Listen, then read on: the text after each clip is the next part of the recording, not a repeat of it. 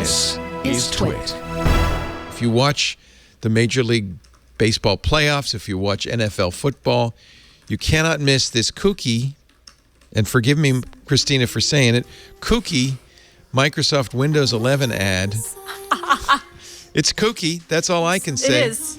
It's pretty. It's artsy. It brings you closer to the things you love. That's the tagline, huh? Oh, I love Master Chief. So Windows 11 came out on October 5th. That was a Tuesday. It wasn't like Windows 95, Start Me Up. It wasn't even like Windows 7. There were, no parties celebrating the arrival of Windows 11. It kind of just, and there was no hummingbird, I might add, either. Daniel, was Windows 11 a big deal this week? The idea of an operating system being updated, I think, is just not a big deal anymore. Apple has kind of proven this point by every year updating. They do it every year. Almost. Yeah, and Android got on that as well. And people are just so used to, probably sick of operating system updates, that this is not really a big deal in that sense. Not where, Windows 95 was big because the computers were still pretty new, but that was right at the point where they were starting to get big. And that's right also, Windows 95, its core feature was about the internet, right? And there was so much potential around that. And this is going to allow you to get on the internet easier because it was pretty difficult and weird at that point to get on the internet. So it doesn't quite have that impact. After all, it's like you were saying about phones, right? We've reached peak operating systems. What are you going to do that's going to be so different? Exactly. So sure, they updated the UI. It looks more modern and fresher. They did a lot of optimizations. It's built around more security, which I think is really a bigger story that people don't like talking about because security is boring. When you say that, is that the TPM requirement, the TPM 2.0 requirement, or is there other? That, as well as the modern processors. You have to have 8th generation or later. Execution exploits. The idea here, I would say Windows has a couple problems in terms of image, right? One of them is stability. Another one is security. And the other one's complexity. So this update addresses all of that stuff. When it comes to security, now it requires TPM, it requires modern processors, stuff on the motherboard that helps prevent injection between when the operating system is actually booting up. Right. And that's boring, and sometimes it angers people. But it's super important when we're getting to different types of malware and, hijacking people's computers. It's very important for them to address that. After all, I've seen a lot of Google Chrome commercials for Chromebook where they're like, you don't need a virus scanner. Yeah, same thing. Because it's still, it's still fun to go after Microsoft for security. Right. Same thing when it comes to stability, right? Blue screen of death is hilarious because it's a cultural meme at this point, which is insane. Yeah. But when you look at the numbers between the, going by what Microsoft says, right, that 99% of the computers with the modern hardware running Windows 11 have a crash-free experience. And that's the way it should be. But they can't do that. They say 99%, but they didn't say what that number was for Windows 10. Could it have been 98.9%? It could have, probably wasn't. Okay. I think is the point. Windows 11 is, if you're running it on the, approved or recommended hardware, it's more reliable in your experience. Very stable. Okay. I would actually argue, and that's... It's been stable for a while, though. Windows 10 the blue screen of death kind of went away, right? Mostly. Yeah, it was still kind of there. They were supporting a lot of very old hardware with Windows 10, and now they're actually making that demarcation. That's one way to get rid of them. Yeah. Stop supporting core duos. Yeah. And I would say also that's kind of the other story this week, which was it was kind of boring not because there weren't celebrations, because I didn't have to write a bunch of stories talking about this is broken, this is crashed, this isn't working for people. Sure, there's the AMD story, 3 to 5% maybe reduction in performance on very specific applications and maybe in gaming.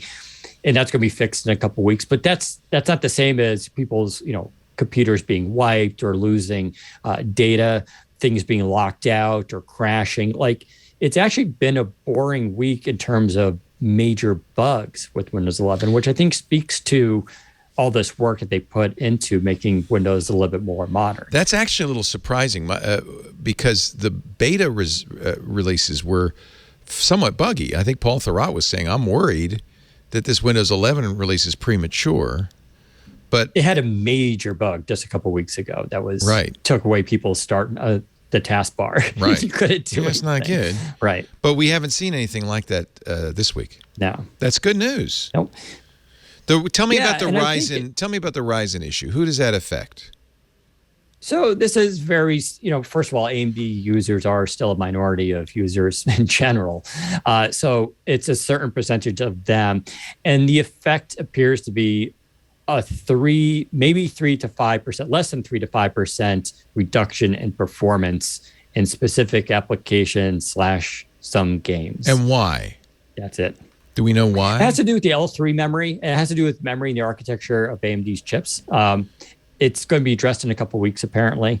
But it's not a security vulnerability. Most people aren't going to notice it. It's just, I think, more of a tidying up kind of bug. It's surprising they missed it during the beta, testing period. So I'm sure people will go back and look at what happened. Only reason I'm asking is because I run a Ryzen 5900 on my own computer, so I'm just curious. Actually, and if you're a hardcore gamer who streams on Twitch, you may want to hold back. Yeah, so. No, I notice a little. I don't notice any difference. It seems the same. But I'm playing Valheim, which is not exactly the most challenging game ever. There you go. I stream it on Twitch, and thanks to the big Twitch breach, I'm streaming to a lot more people than ever before. Yes. We'll talk about that in a little bit. Okay, so Christina, did you put Windows 11 on your brand new framework, or did you put Windows 10 on? Oh yeah. Oh yeah. Oh no. I've been running 11 since I've been on internal stuff, I guess, since like May, and you're the insider's insider. You're really inside. Yeah. And obviously I haven't worked on the product or anything, but I was, just as a disclosure, I was involved with the developer launch event that happened back in June, and I have great respect for the Windows team, but I don't work on Windows. But yeah, no, I've been running it, I guess, for almost 6 months at this point, and I love it. Like, I love the UI changes. It was interesting going through like the dev process and seeing how things were being added back and how, more features were being refined. Obviously, this is still, I think, just kind of like a work in progress, kind of like Windows 10 didn't come, like there were... All software is. Windows 10, that's the new at this thing. Point, yeah. No software ships done. And it started with gaming. Right. It started with, actually, Mary Jo Foley said, no, it started with Google, with Gmail, which was in beta for a decade. Software isn't done anymore. It ships, and then there are many, many patches over a period of time as it gets better and better. But 11 seems fairly stable. I think it's beautiful. I have to say. I love the look. I like it. I don't mind the centered menu. They need to do a little work, and I'm sure will, on the start menu. The recents thing is a little, or whatever they call it, recommend, is a little big, but there's little things like that, and I'm sure StarDock will allow you to tweak it. Jim Salter, and you would expect this from Jim in Ars Technica, says the best part of Windows 11, Linux. WSL2. Absolutely. No, but WSL2 is amazing. Like, but a huge part of this, Windows Terminal is now installed by default. Oh, that's so much better terminal than the old CMD terminal. This is so much better. But it's so good. But also installing WSL is super easy now. You just type in WSL -- install, and it enables everything for you. So even getting that enabled now is super easy. It's easy to get the Windows Package Manager installed, which is basically like the Windows version of Homebrew, essentially. Oh, so I don't need to use chocolatey anymore. There's a package manager. You still can. You still, but there is a package manager, and what's cool about it is it's actually tied to the Windows Store, but also non-Windows Store apps can be packaged that way too. But you can install. I mean, it's in a lot of ways just a CLI for the Windows Store, but also for other things that want to package that way. Chocolatey still has some advantages for certain types of NuGet and maybe dev things, but I can do a lot of stuff with the Windows Package Manager now, and I love it. Power Toys, which is an add-on you can get, and it's open sourced, adds even more, kind of good stuff for people who are more like dev-centric, kind of nerdy users, right? Like your users, yeah. And everybody, I think most of the audience on this show, there's a lot of really good stuff with this, and the Windows subsystem for Linux, which Jim Salter mentioned, one of the big things, and this will be coming to Windows 10 as well, but it's already already in the stuff that's in Windows 11 is the early support for graphical apps within WSL. So if you wanted to run Firefox installed from Ubuntu or another distro, you could. Or if there was another GUI app that for whatever reason you wanted to run, you could do that. That's actually and huge. It works really well. And you don't have to go through installing X window ahead of time.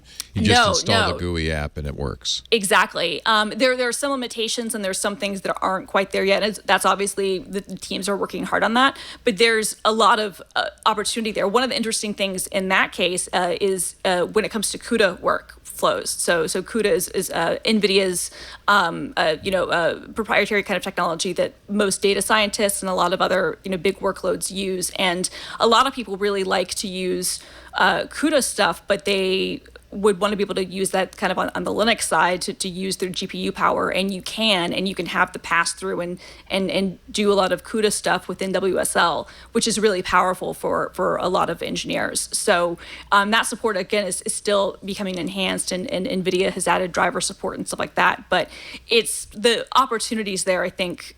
I love WSL. It's one of my favorite features, the last few years that it's been available. And I use it all the time. And the newest versions and the GUI stuff, I think, for people who you have games and maybe you have some apps, or you like the interface, the security, whatever the case may be, you like the Windows operating system better. But if you're doing dev work, you would really like to be in a Linux environment. The way that it's coming together now makes it much more seamless. And I think really good. You'll be glad to know Jim Salter installed it on a Framework laptop. Oh, yeah. I'm not surprised. Before the show, we were talking about how much Christina and I love our Frameworks, the Right to Repair laptop.